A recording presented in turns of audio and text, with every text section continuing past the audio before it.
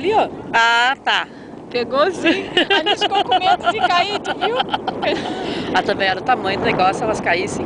A Anice freou. Mas olha que descidona. É. Foi lá ver o tamanho do buraco. E o bonezinho da Má ficou... Eu não consigo ver elas, presumo que elas estejam ali, né? Tá. Estão ali.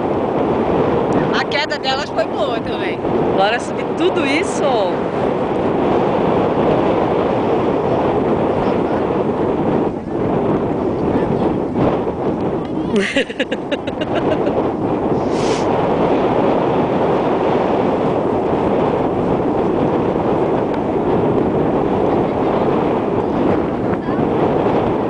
A Má ficou até com calor.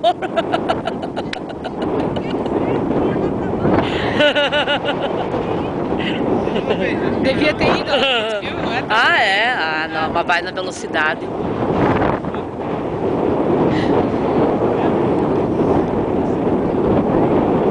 Não parava, eu achei que elas fossem parar ali onde elas estão agora, mais ou menos, e não parava mais.